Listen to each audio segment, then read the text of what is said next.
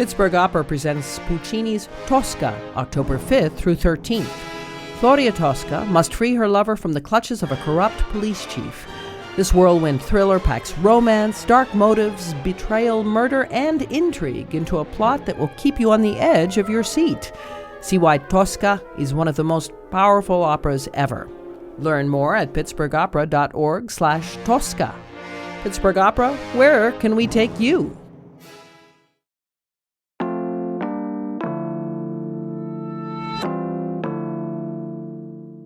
Today on CityCast Pittsburgh, rodeos are coming back to the city, and no one in Harrisburg wants to claim credit for their return. Pumpkin spice is apparently a Pennsylvania creation. Politicians still love their Primantis, and a short drive away, the site of our nation's biggest ever nuclear disaster is getting new life. Plus, it is the last day of our fall membership campaign, and we need you to become a member of CityCast Pittsburgh.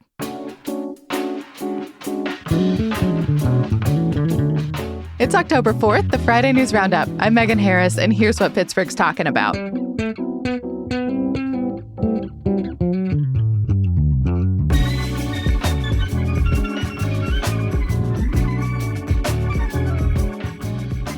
with CityCast producer Sophia Lowe and our amazing contributor, freelance journalist Meg St. Esprit. How you doing?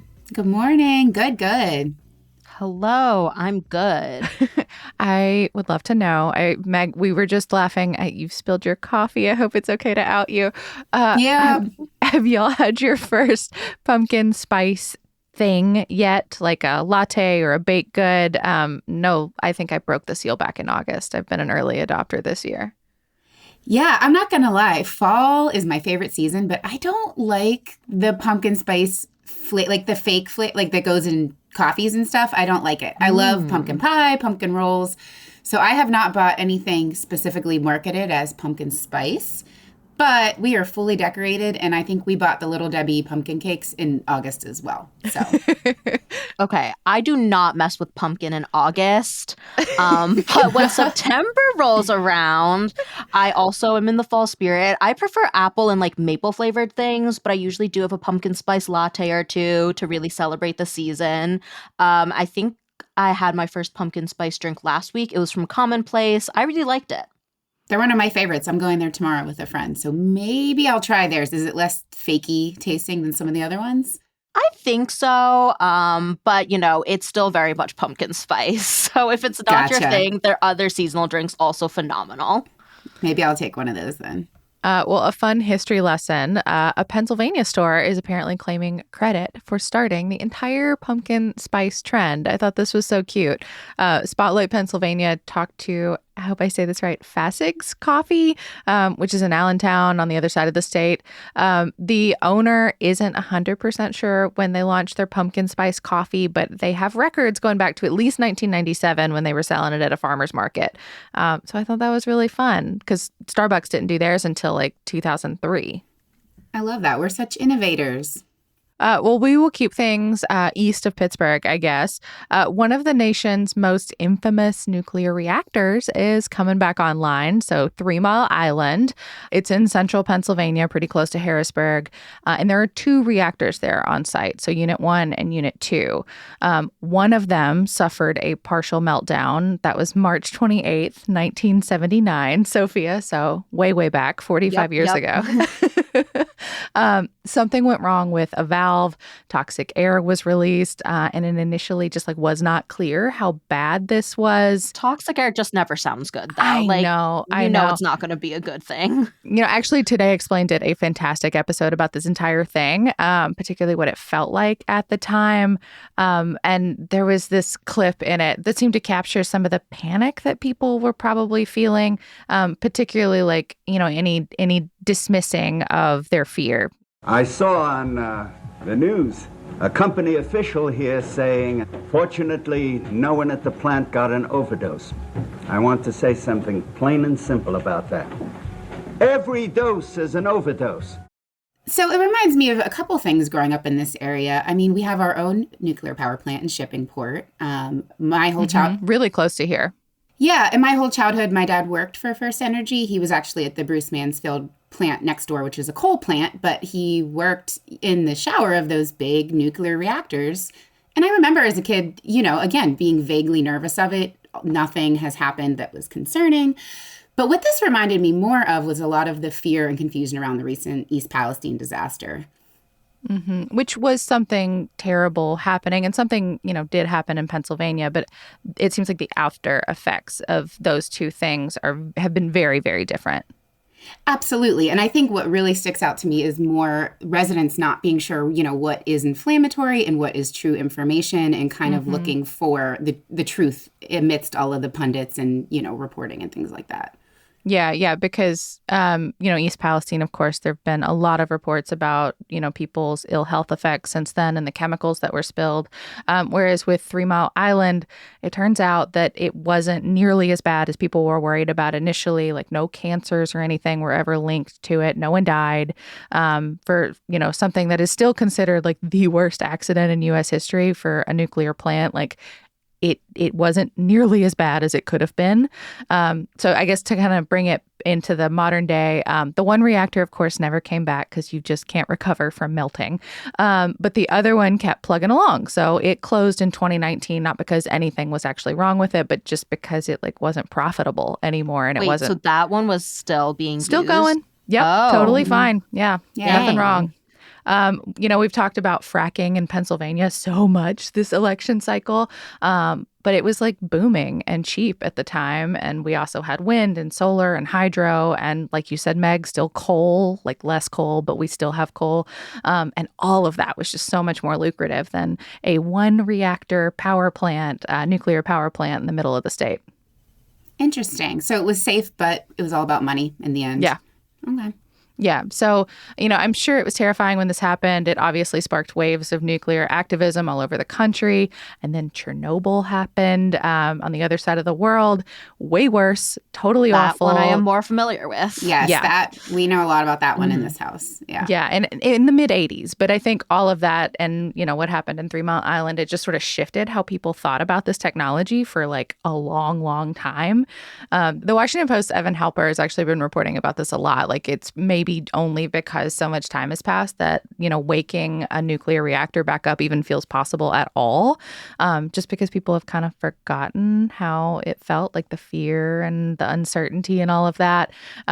So that's what's happening is Microsoft, just one company, has decided that they want to buy all of the power that can be generated from the remaining nuclear reactor, which is wild. It's a 20-year contract, just Microsoft.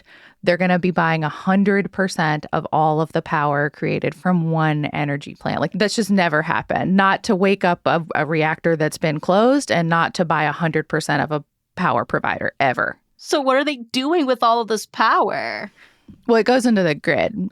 There's an electrical grid, and different regions and states have different ones. But ours covers, Virginia, West Virginia, parts of Kentucky, Ohio, Jersey, and all of Pennsylvania. So when an energy provider creates energy, it goes into the grid.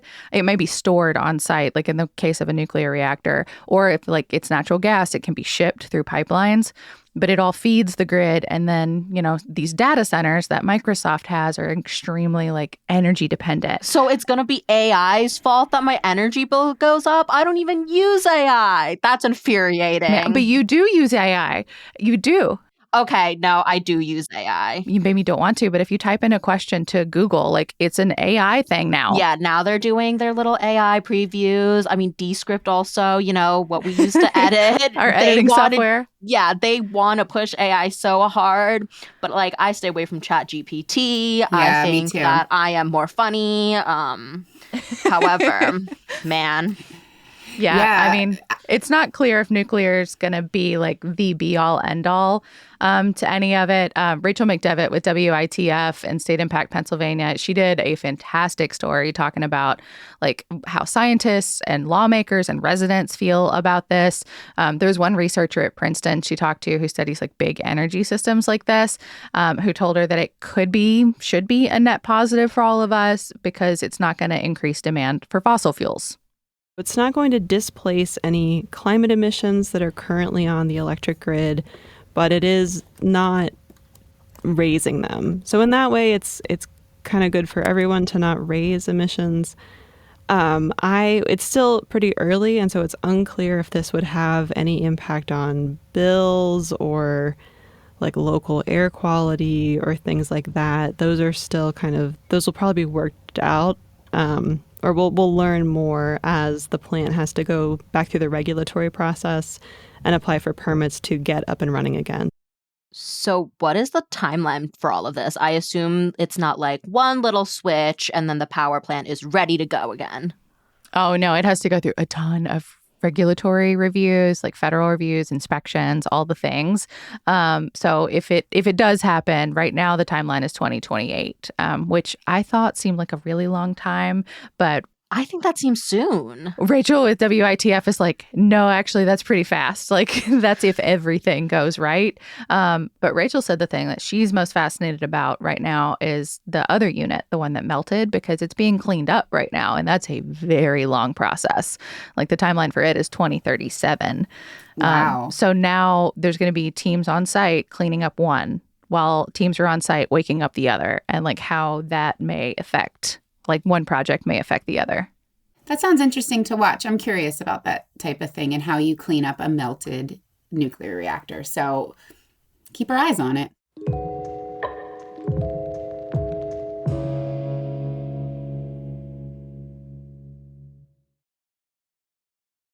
So if you've been listening to our show this week, you have heard a thing or two about our membership program. But just in case you haven't heard all about the program yet, becoming a member gets you so many perks. We've got ad-free listening, a members-only events newsletter, and even VIP access at the events that we host. Plus, there are more benefits to come in the future. So if any of this sounds really fun to you, head over to membership.citycast.fm to sign up. Yeah, and today is the final day of our fall campaign. We've been working really hard. We've been like full heart eye emojis at all the nice notes people have left us when they're signing up for their memberships. It feels really great to hear from everybody. They are so nice. It is the only Slack ding that like genuinely makes me excited and happy.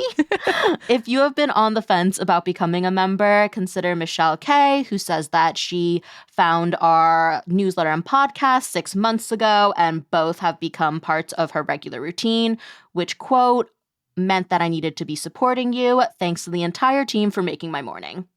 Thank you for listening and reading, Michelle. Aaliyah says that we are wonderful. Oh, appreciate that.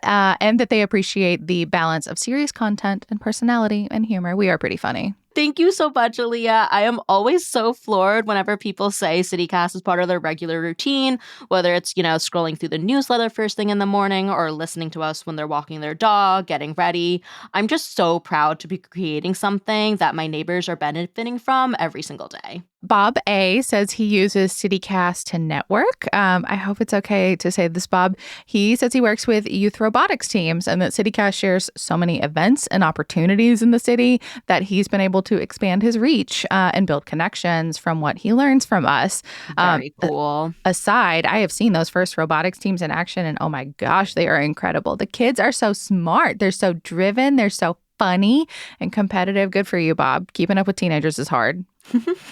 And, speaking of events, Lizzie S. says it was the members-only events emails that sold her on our membership program. We work so hard on that. And Jessie C. says that the city is changing and we help keep them in the loop with everything that's happening. There have been so many new members this week. We really, really appreciate it. The messages really do mean so much to us. If any of this has resonated with you and you have not yet become a member, please know it's not too late. Our fall member campaign goes through today, and we would love to see 10 new members join us and finish the week strong. Remember, anyone who does sign up gets access to our podcast, no ads. It really can cut a few minutes off of your listen. So please visit membership.citycast.fm to become a member today. Again, that's membership.citycast.fm. And back to the news. We have been keeping track of so many presidential visits here in Pittsburgh. T-minus one-ish month until Election Day.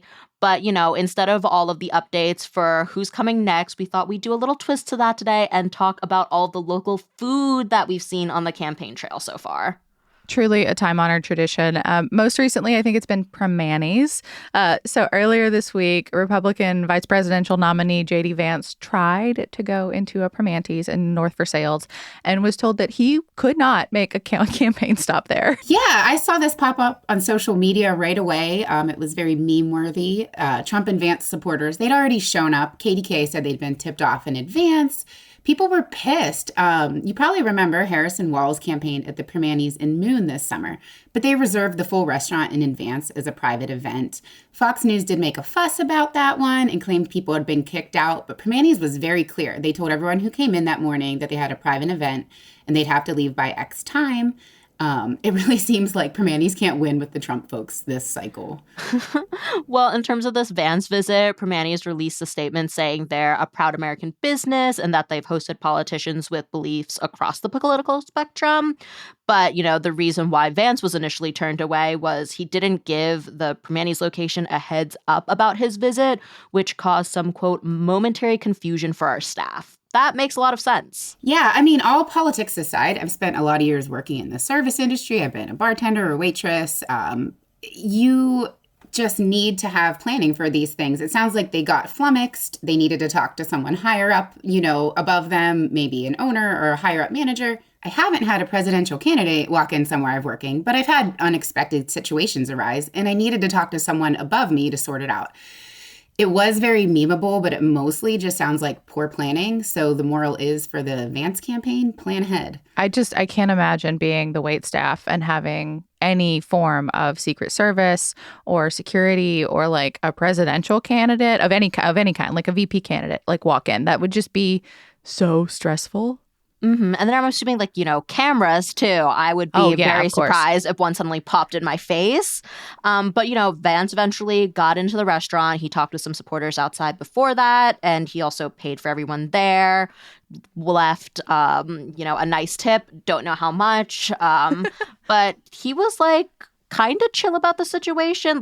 Vance told everyone to keep supporting the Primanti's, that, the manager just got a little nervous.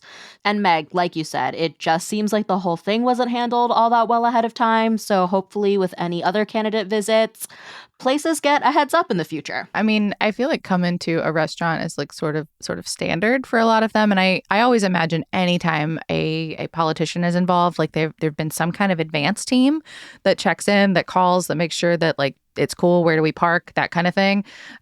There have been Pittsburgh food spots featured elsewhere this election season. So Minnesota Governor and Harris running mate Tim Walz went to the milkshake factory. Sophia, you had a lot of thoughts about his order. I had a lot of thoughts about his order and your order, too. Now that I know that you put a banana in your milkshake, I'm more offended by your orders. Thank you, Meg. You're both wrong. It's delicious. Don't yuck my yum. Wish you guys could see my face. Walz also went to Pamela's. Biden stopped by a Sheetz back when he was still in the race. And then Kamala Harris went to Penzeys, the spice chain in the Strip District. Both of you have also been in Pittsburgh a lot longer than me, though. Are there any past candidate visits that really stick out to you? The main one to me is the Obamas and Pamela's. They were just, they both came in 2008 during his first run. Barack Obama called them maybe the best pancakes I've tasted in a long time, that they didn't even need syrup. The Wrong. Owners. Everything needs syrup. I don't know. I don't think all of them do. It depends on the flavor you get. The owners even got to make them at the White House at the president's invitation. And the Obamas pictures are all over the walls at the locations here. That stands out so much to me. And I didn't even live here at the time. I'm just aware of it because, all of Pittsburgh knew that they loved them. Yeah. I know about that too.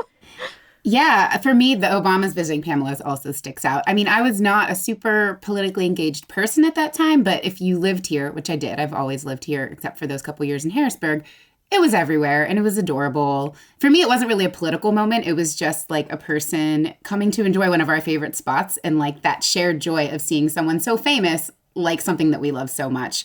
I've been to a couple different restaurants with pictures of the Obamas eating at them on my travels, and it always brings me right back to Pamela's. I'm oh yeah, that's your tourist attraction, but we have that too.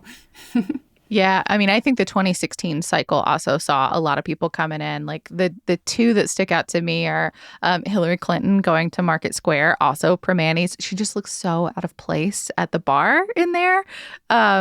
And then Ohio governor, he was Ohio governor at the time, John Kasich, was a Republican. And I remember him eating at the Oyster House. But the big thing with him is that he grew up in McKees Rock. So it was like sort of a homecoming of sorts. He ate a fish sandwich. He asked about getting his picture on the wall. He talked about the Steelers. Like, I actually was a photographer at the time. And I remember trying, like, all of us. Did you get the fish sandwich shot?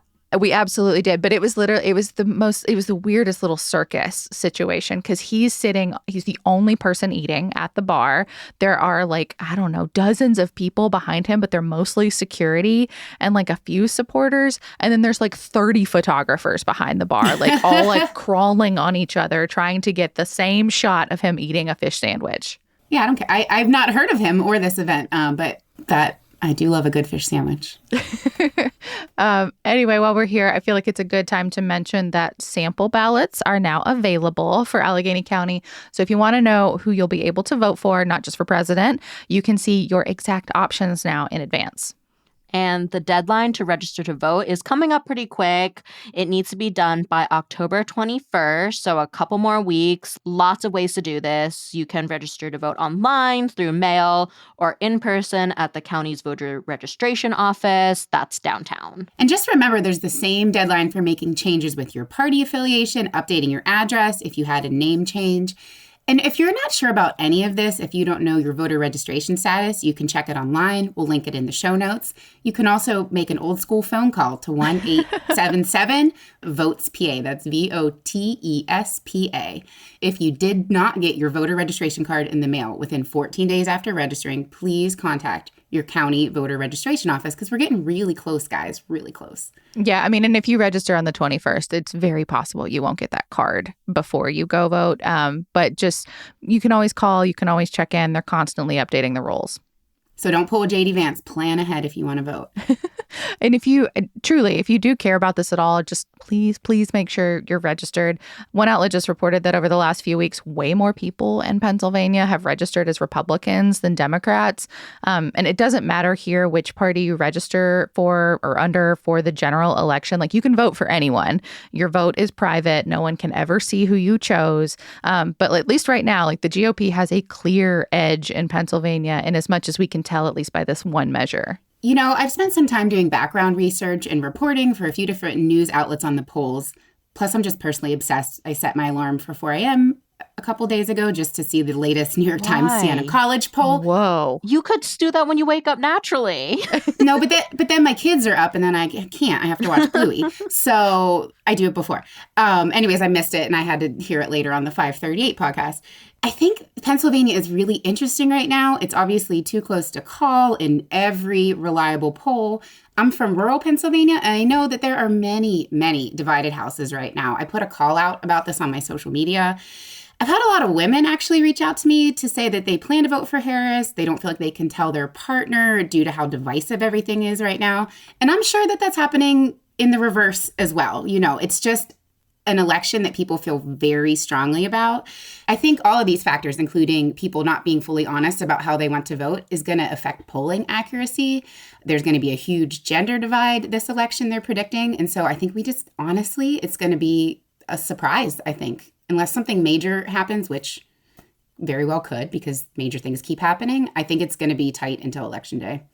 I think we should also keep in mind, too, that, like, Trump has underpolled both times he's run. Like, correct. He like, if it looks dead even, Trump is probably up. Like, that should just be general wisdom now. Mm-hmm.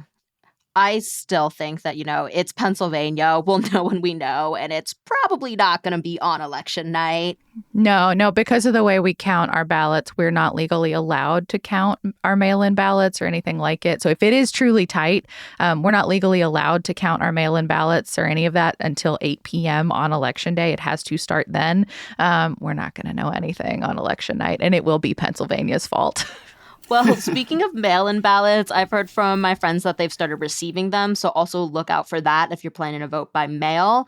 October 29th is the last day to apply for mail-in or absentee voting. And you have to make sure they're received, not mailed by, but received by the time polls close on Election Day.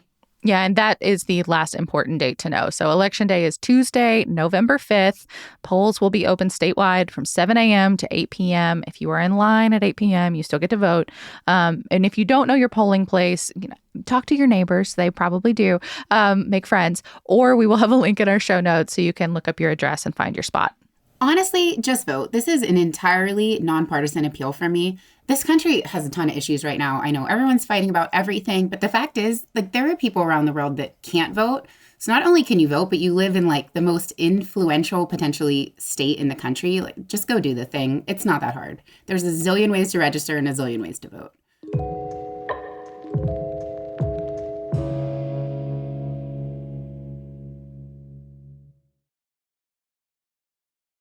And our last news item today is about rodeos and whether Pittsburgh has to be hosting them, kind of against our will. But before we get into the nitty gritty, Meg, you are my favorite horse girl. You've been to rodeos. Did you rodeo? I can't remember. So I grew up going to rodeos for sure and other farm sport events like tractor pulls, barrel racing competition. I did do barrel racing, which is a part of many rodeos. What is barrel racing? It's like racing a horse around 3 barrels as fast as you can and not knocking them over. You get a penalty if you knock them over. It's pretty exciting, actually. It's fun. Yeah, and it's typically women that do it too. It's a really female-dominated sport, and they're totally badass. It's really fun. I wasn't great at it, but I enjoyed it. I have not ridden a bull ever. Even in a bar? Oh, I've ridden those. Yeah. Yeah, I was regular at Ghost Riders and Butler in my 20s. I was not good at the bull, but I did it.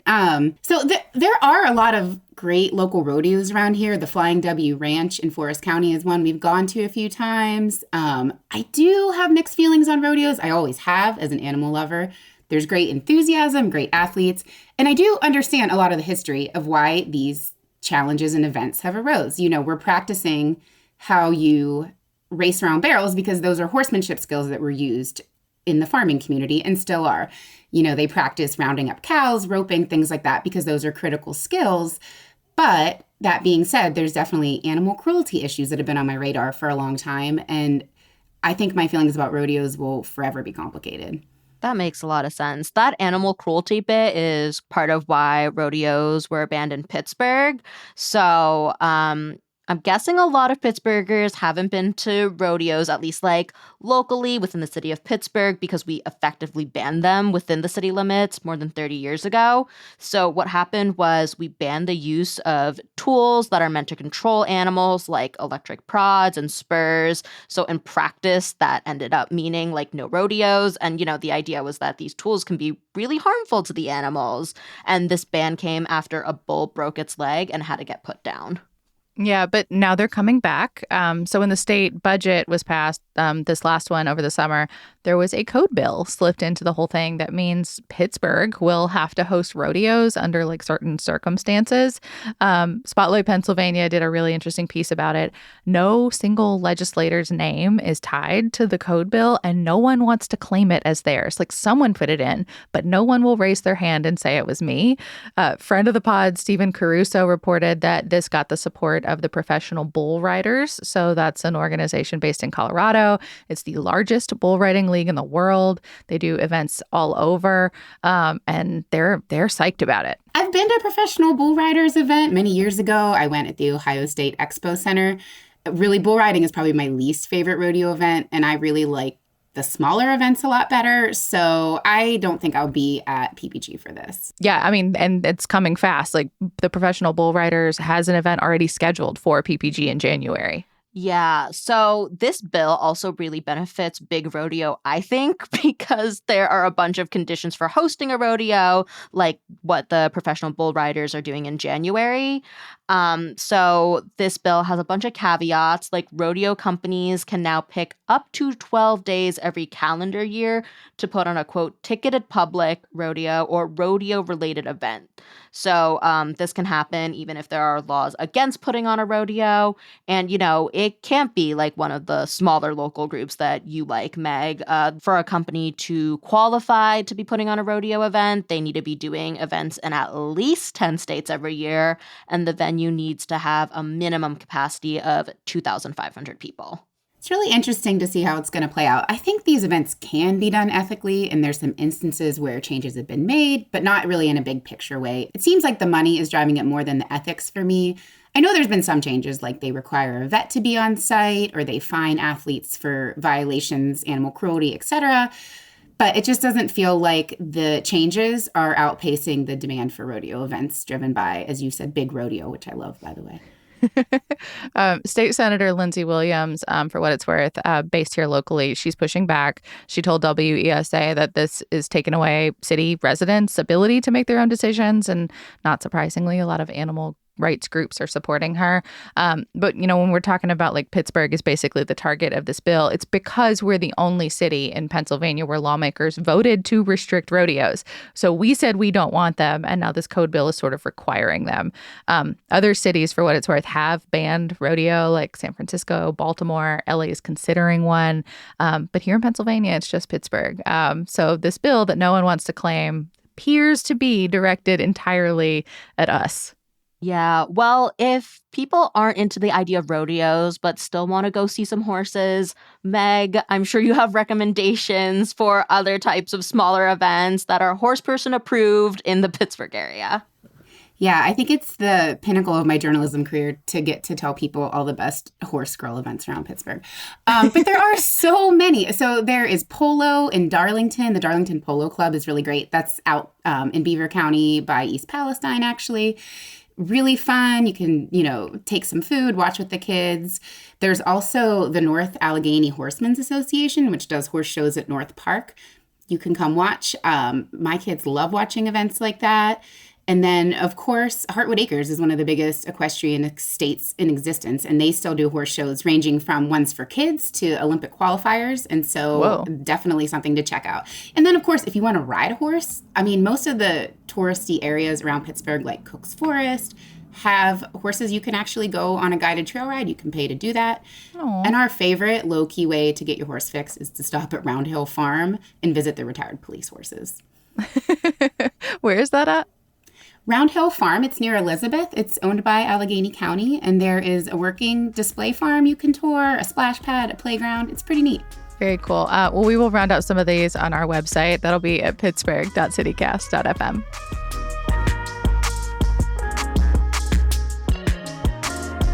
That's all for today here on CityCast Pittsburgh. This is our last day of our fall membership campaign, and we would so love it if you would become a member of CityCast Pittsburgh. You get the good feels, you get the good perks. Again, that's membership.citycast.fm. Our music is by Benji. Mallory Falk is our executive producer. Sophia Lowe and Zoe Colkin produced the show. Francesca DeBecco and Natalia Aldana wrote our newsletter. I'm your host, Megan Harris. We will be back on Monday with more news from around the city. Have a great weekend, everyone.